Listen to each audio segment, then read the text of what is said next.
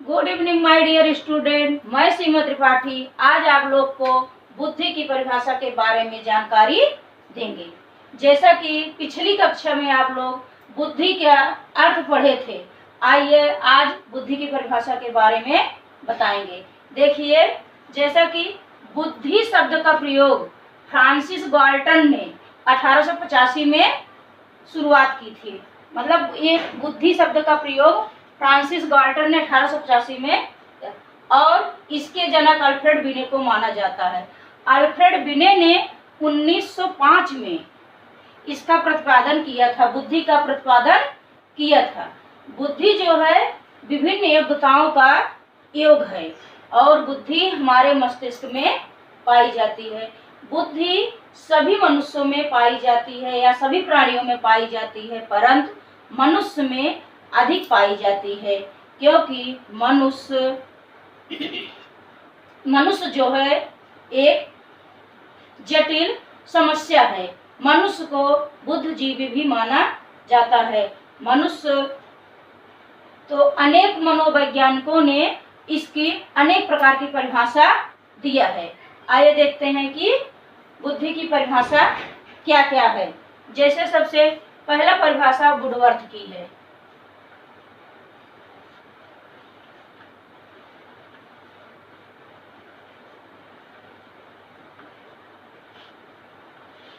आइए देखते हैं कि वुडवर्थ ने बुद्धि की परिभाषा को क्या कहा है। इन्होंने कहा है कि बुद्धि कार्य करने की एक विधि है।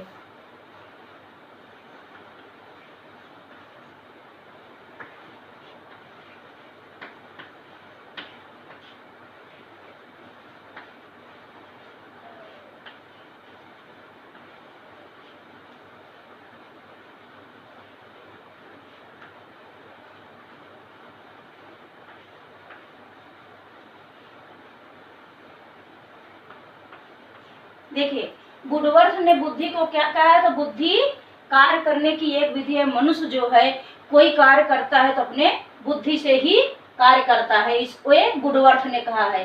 याद रखिएगा, जिसे मतलब कोई कार्य के द्वारा, जो कार्य बुद्धि के द्वारा कार्य किया जाता है, वो वुडवर्थ ने कहा है। दूसरा परिभाषा टर्मन।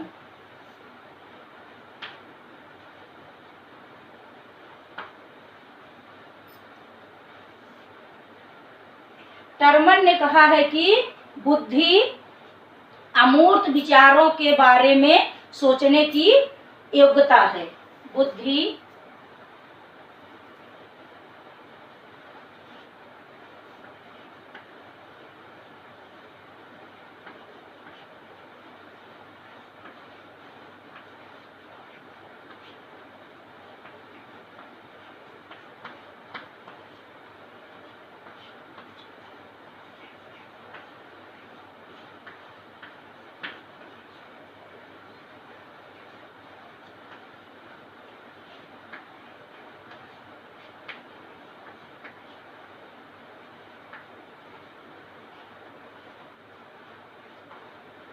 देखिए, ये किसने कहा है, टर्मन ने।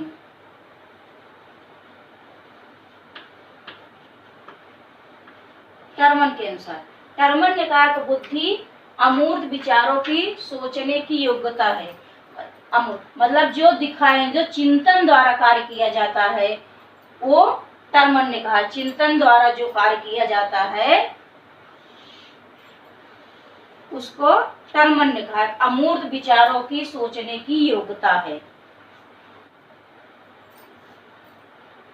तीसरा है वुडरो के अनुसार।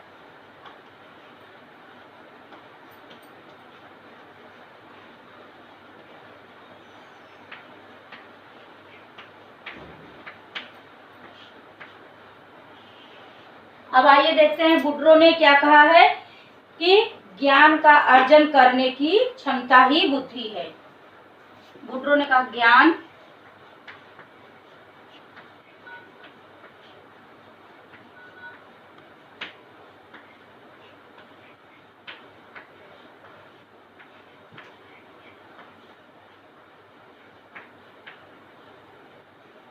क्षमता ही बुद्धि है।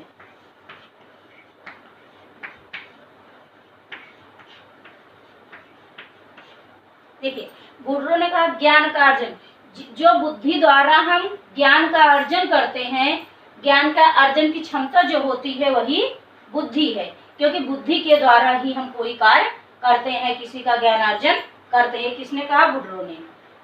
अगली परिभाषा थॉर्नडाइक ने दिया है।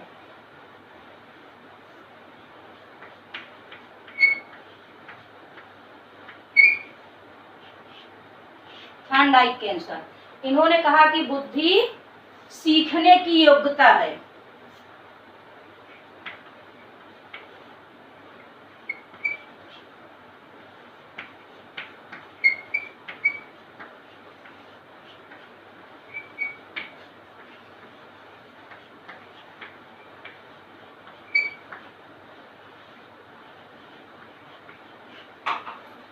थॉर्नडाइक ने कहा है कि बुद्धि सीखने की योग्यता है। व्यक्ति जो कुछ सीखता है वो अपनी बुद्धि के द्वारा ही सीखता है। ठीक, आइए अगली पर फ्रीमैन के अनुसार, फ्रीमैन ने आइए देखते हैं फ्रीमैन ने क्या क्या कहा। फ्रीमैन ने समायोजन की योग्यता,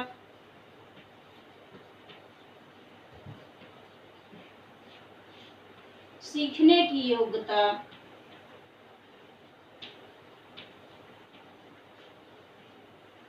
अमूर्त चिंतन की योग्यता,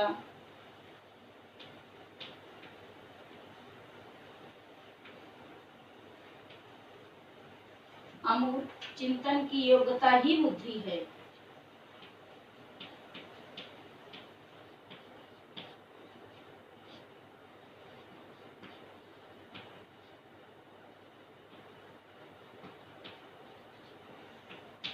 देखिए, फ्रीमैन ने समायोजन की योग्यता को ही बुद्धि माना है, सीखने की योग्यता को भी बुद्धि माना है, अमूर्त चिंतन के द्वारा भी जो सीखा जाता है वो भी बुद्धि माना है।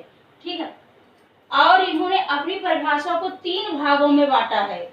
जैसे कि अनेक मनोवैज्ञानिकों की परिभाषा को इन्होंने विश्लेषित किया और अनेक मनोवैज्ञानिकों की परिभाषा को इन्होंने 3 भागों में बांटा है। जैसे पहला है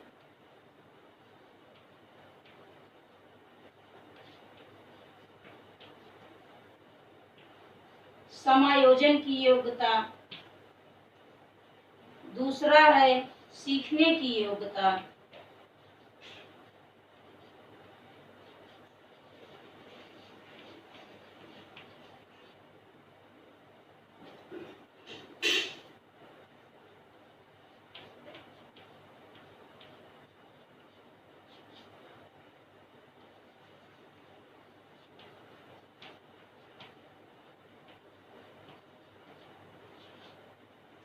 तीसरा है अमूर्त चिंतन की योग्यता।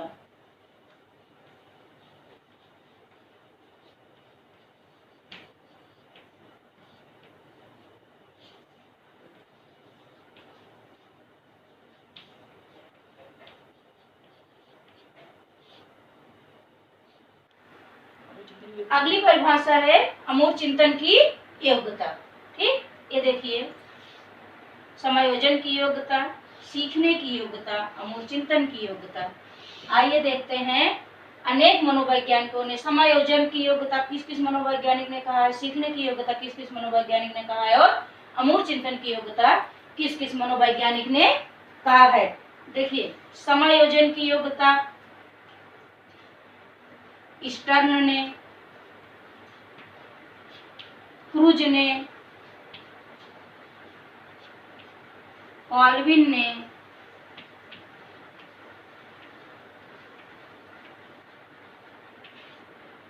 और फ्रीमैन, फ्रीमैन तीनों में हैं। और सीखने की योग्यता, देखिए, सीखने की योग्यता में है गाल्टन के अनुसार, गाल्टन ने सीखने की योग्यता को ही बुद्धि माना है। गाल्टन, थॉर्नडाइक,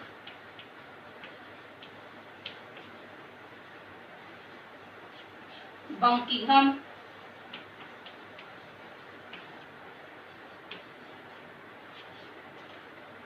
और फ्रीमैन। और भी दार्शनिक हैं और अमूर्त चिंतन की योग्यता को टर्मन के द्वारा कहा गया है।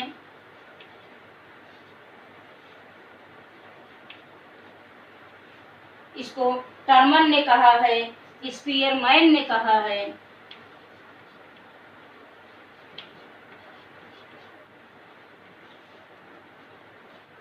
और बिने ने अमूर्त चिंतन की योग्यता को भी बुद्धि माना है। बिने, फ्रीमैन।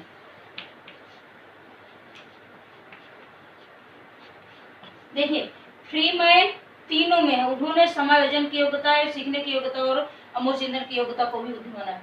देखिए ईस्टर ने समायोजन की योग्यता को बुद्धि कहा है, क्रूज ने, काल्विन ने, फ्रीमैन ने, और सीखने की योग्यता Galton, Thorndike, Buckingham, Freeman, Terman, Spearman, बिने, फ्रीमैन, अमूर्त चिंतन। तो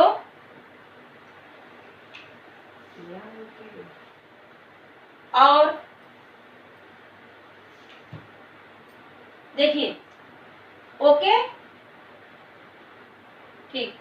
अब आइए देखते हैं कि बुद्धि की परिभाषा, और डिटेल में परिभाषा अगर आप लोग को लेना हो तो डिस्क्रिप्शन में जाके ले सकते हैं, ठीक है। और परिभाषा उसमें सब पूरी डिटेल में परिभाषा पड़ी हुई है। आइए देखते हैं बुद्धि की विशेषताएं क्या है। बुद्धि की विशेषताएं अनेक मनोवैज्ञानिकों ने अनेक प्रकार से बांटा है। जैसे बुद्धि एक जन्मजात योग्यता है, बुद्धि वंशानुक्रम से प्राप्त होती है, बुद्धि सीखने की क्षमता है, बुद्धि ज्ञान और अर्जन करने की बुद्धि है, बुद्धि विभिन्न प्रकार की विशिष्ट योग्यताओं के द्वारा होता है, बुद्धि अर्जित ज्ञान व नई परिस्थितियों में उपयोग किया जाता है, बुद्धि अतीत अनुभवों से लाभ उठाने की योग्यता है। ये आपका विशेषताएं के अंतर्गत आएगा, ठीक है।